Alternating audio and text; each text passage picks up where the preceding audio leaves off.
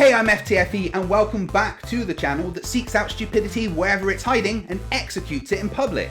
Today we start my new series, Stupid Humans, that sees me take a look at the stupid outside of the flat earth.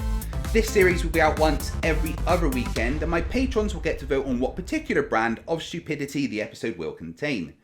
I've decided to start off with a young earth creationist called Eric Hovind, a strange son of nutbar evangelist Kent Hovind, and patrons can vote right now on what next fortnight's episode will be on. I'm stepping outside of my normal realm right now, so I decided to ask for some help from a talking dinosaur. Welcome to our first fortnightly look at some stupid humans. We're living on a disc, floating through space, with a tiny sun.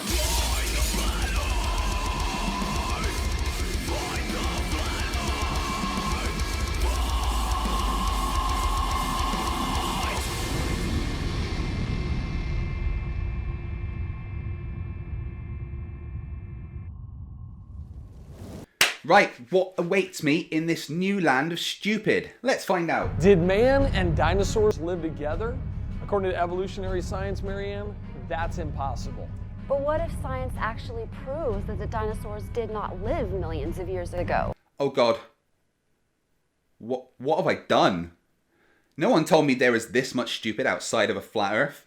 I'm no expert in dinosaurs, but I can do some basic research. And the last non-avian dinosaurs went extinct about 66 million years ago. This is going to be brutal, isn't it? Yes, it is. Talking about dinosaurs. Everywhere it is assumed and taught that dinosaurs lived until 65 million years ago, and that there's this huge evolutionary time gap between dinosaurs and man. But is this really true? Yes, it is true. That is Eric's co-host Marianne Pike, by the way. So dinosaurs went extinct 66 million years ago, and the first emergence of Homo sapiens was about 350,000 years ago. My math says that that's over 65 million years between them. That definitely counts as a huge gap. Well, to add to your battleship apologetics, we have some very exciting historical and scientific ammo to share with you that will blow a hole in the hull of evolutionary timescale. Oh nice, that'd be a refreshing change from dealing with Flerfs. Actual historical evidence to deal with. What kind of historical references are they getting at, I wonder? The Bible is a historical record. Do the scriptures have anything to say about dinosaurs? The Bible. Really? The Bible is your historical evidence? Now let me be clear, I'm not religious. I'd say I'm an atheist, but I don't really have an issue with most Christians. But then most Christians don't think the earth is flat, and don't think the earth is less than 6,000 years old. But one thing we should all agree on right now is that the Bible should not be used as scientific or historical evidence for anything. The Bible does tell us in Genesis 1:24-31 that all land animals as well as humans were created on day 6. So dinosaurs and man were created on the same day. The Bible says a lot of things, some pretty horrific. But the main thing is that it's a story open to interpretation that shouldn't be taken as literal for anything. And the Bible even describes animals that sound like dinosaurs. In Job 40 and 41, Behemoth and Leviathan. Here's what Job says in 40:15 through 18 about Behemoth. This is so cool. Try to imagine an animal that fits this description as Marianne reads this. Behold now, Behemoth, which I made with thee. Day 6 of creation, he eats grass as an ox. Lo now, his strength is in his loins, and his force is in the navel of his belly. He moveth his tail like a cedar tree. His bones are as strong pieces of brass. His bones are like bars of iron. This sounds a lot like a sauropod dinosaur. Yeah, the no kidding. Brachiosaur here, which Or is the a sauropod, apatosaur or right the there. apatosaur. Sure, maybe it sounds like that, or now, stay with me here, crazy thought, could it be talking about an elephant? Or maybe a hippopotamus? Both lived in the area at the time the Bible was written, and to a piddly little human, seeing one of those charging at you would be pretty behemoth-like. The reference to a cedar tree could also refer to the brush-like shape of its branches, which resemble the tails of modern hippos and elephants. As I read this next one, I hope you're not getting ready for bed, because you will have nightmares after hearing Job chapter 41. By the way, if your dad ever asks you to read Job chapter 41 before you go to bed, tell him, I love you, Dad, but that'll be kind of scary. Here's what Job 41 says as it describes Leviathan. So Eric goes on to read Job 41:14-25, which I won't subject you to, but he focuses on one part in particular. Out of his mouth go burning lamps, and sparks of fire leap out. Please, I really hope he doesn't say what I think he's going to say. What could this be? Some have suggested Leviathan could be Sarcosuchus. Sarcosuchus. Yeah, Sarcosuchus, really cool name. An extinct crocodile, super croc, found in the fossil record that was over 35 feet long. No, just no. Fossil records indicate the Sakysaurus lived 112 million years ago, and the Bible was written about 2,000 years ago. Honestly, how are you both this stupid? Here's the problem. Verse number 25 says that he raiseth himself up. Sounds like it could be the Tyrannosaurus Rex. Could this have been the T-Rex? I mean, hey, I don't know if he breathed fire or not, but... And there we have it. I was waiting for that. No, you moron. T-Rex did not breathe fire, and neither did any of the other dinosaurs. And the fact that you said you don't know whether the T-Rex breathed fire or not takes away any reason for anyone to actually listen to you at all. And also the most recent fossils of a T-Rex date from about 66 million years ago, which again is a bit far from the 2,000 years ago the Bible was written. Alright guys, I'm going to have to take this stupid in doses. So forget everything I've said about dinosaurs because they are alive, and I'm going to call one to help me with this idiot Eric Hovenid. Call Dapper Dino. Huh? What is that noise? What is it? What is that, a phone? On the floor? He's taken a while to answer, huh? Okay, hold on. Boss, it's voice activated. Can't reach it. Short arms. Just say answer phone. What? Answer phone. Hello? Dapper, is that you? Why can I only see like the under... Is your phone on the floor? Well, I don't know what NASA were doing when they gave me a phone. My arms are way too short to hold it properly, and we don't have prehensile fingers.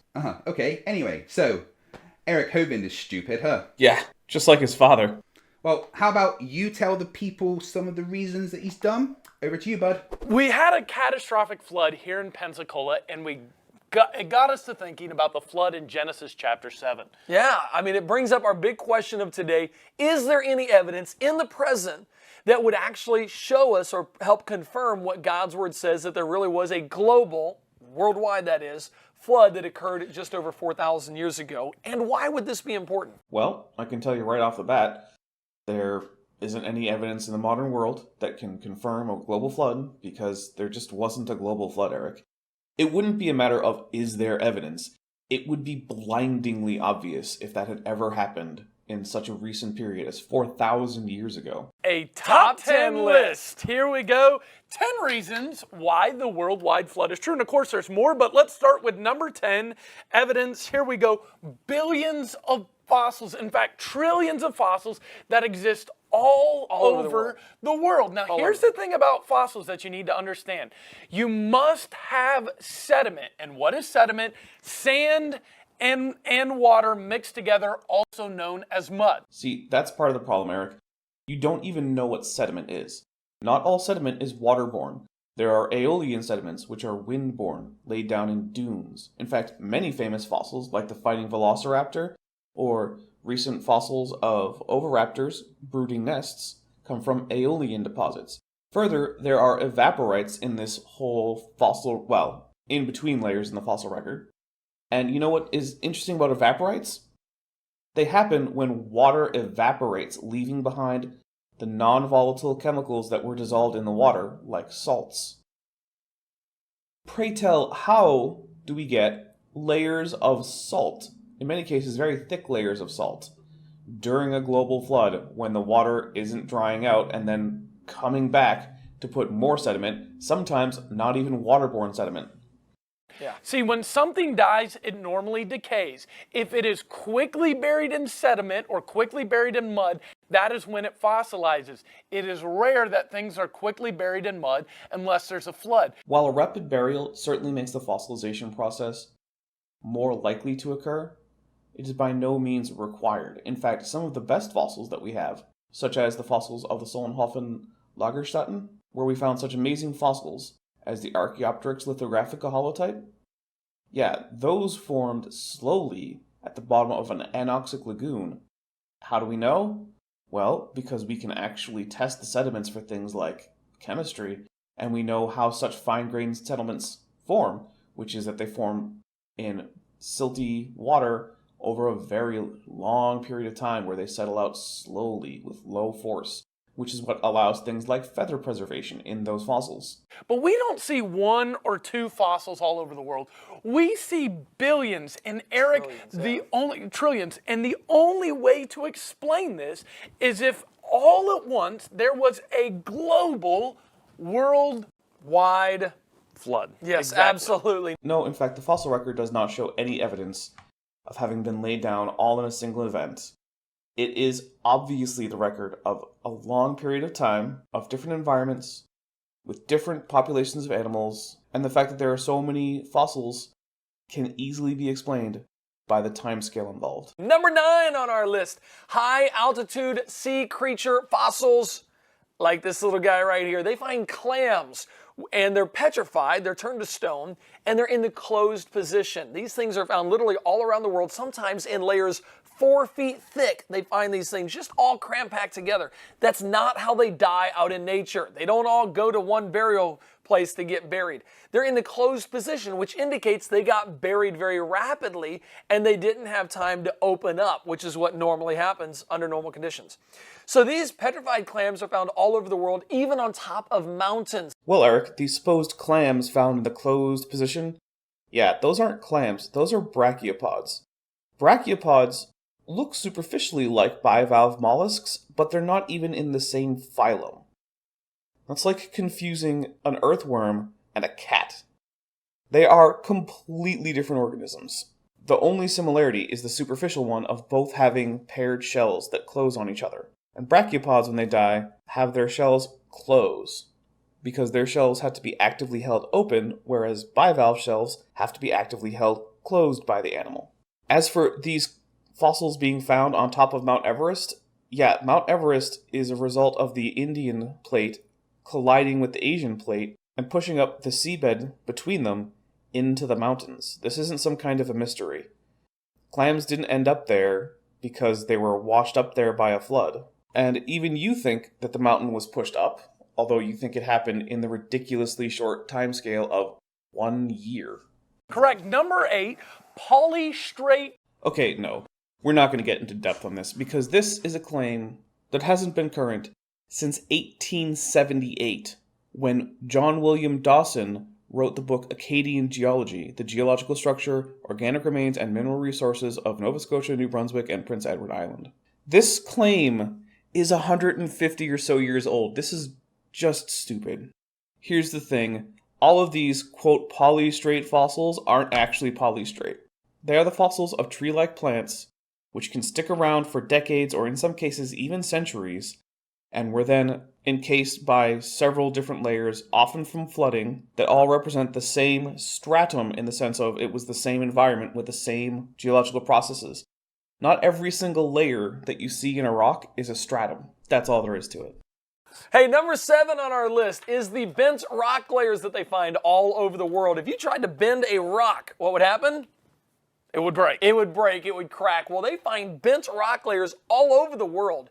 This could be accounted for when all of that was soft sediment, and it was actually bent while it was soft sediment. Under conditions of high heat and high pressure, rocks can bend. Number 6, worldwide flood. There is no evidence of time passage between these layers. See, Eric, if a layer is exposed, rain's going to come on it, there's going to be erosion, there'll be plants that die on it, and you'll see evidence of all these things.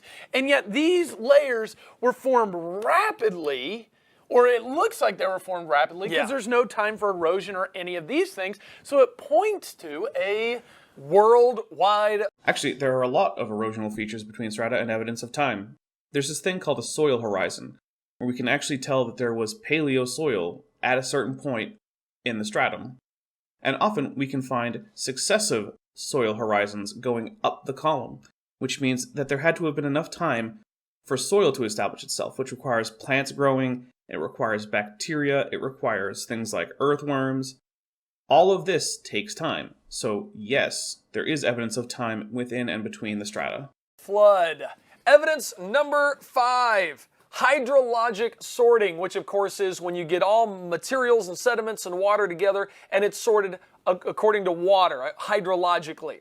Now, we find this all over the world. The sedimentary layers that are laid down are all laid down in water. That's what sedimentary means, is laid down in water.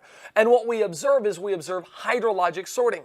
For example, dense animals such as clams are typically found at the bottom. Yeah, clams are found near the bottom, but not actually at the bottom. There aren't in fact any clams in the earliest fossil-bearing strata, so that's odd, especially since the fossils that are there are of all soft-bodied organisms that are less dense than clams.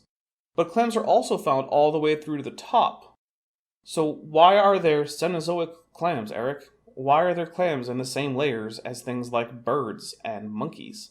See, it doesn't actually make sense. And then you look at things like why are ichthyosaurs only found in Mesozoic strata rather than the higher Cenozoic strata, where we can start to find things like Sirenians and cetaceans, which would presumably have about the same density. The entire construct of hydrologic sorting does not even begin to explain the geological record of fossils. Well, that's all for now. Eric has a few more points, but for the sake of time, I am going to cut it off here. I may get to them later, but that will be on my channel. I'd like to first say thank you to FTFE for letting me come on his channel and talk to you all about young Earth creationism, which is sort of one of my topics of interest. So if you like this sort of content, why don't you head over to my channel and subscribe. Well, either way, thank you for watching, and I'm the Dapper Dinosaur. Thanks very much for that, Dapper. You guys can find the link to his channel in the description. But for now, let's get back to dealing with Eric, because he says some really stupid things. Well, let's look at some evidence that supports the existence of these terrible lizards in recent history. Oh, how about dragons? I mean, there's lots of different cultures around the world that have legends of dragons preserved in their heritage and in their storytelling. Fuck me, dragons? We've gone from dinosaurs living 2,000 years ago to dragons. Have you been speaking to Edgewise? There are some stones found in Ica, Peru, that have carvings of people and dinosaurs on them. They're found in the tombs there, and these tombs are between 8 and 1,200 years old. They date back to before Columbus, and they have found literally thousands of these stones. Over 50,000 stones have been discovered. Yes, Eric, those same stones that proponents of ancient astronauts tried to use to say that an ancient alien race brought man to Earth from other planets. Those same stones that a farmer named Basilio Uskaya admitted to faking thousands of them by baking stones in cow dung and using a dentist drill. He was even quoted as saying, making these stones is easier than farming the land. You know, it's obvious the stupid flows freely with Eric here. So much that I really can't cover it all in one video, so I'm going to leave it here for now.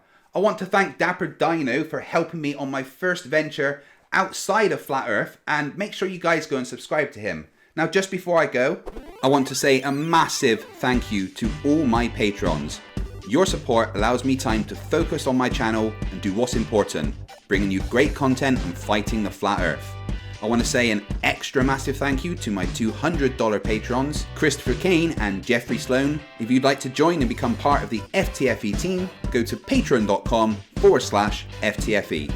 And thank you. Thank you for watching. If you've enjoyed this, then please leave a thumbs up, subscribe if you're not already, and get the notification bell on so you never miss anything from FTFE. And remember that stupidity is not a right. Fight the Flat Earth. Fight the flat. Fight the flat. Fight the flat. Fight the flat. Fight the flat. Fight the flat. Fight the flat. Fight the flat. Fight the flat. Fight the flat. Fight the flat. Fight the flat. Fight the flat. Fight the flat. Fight the flat. Fight the flat. The cray.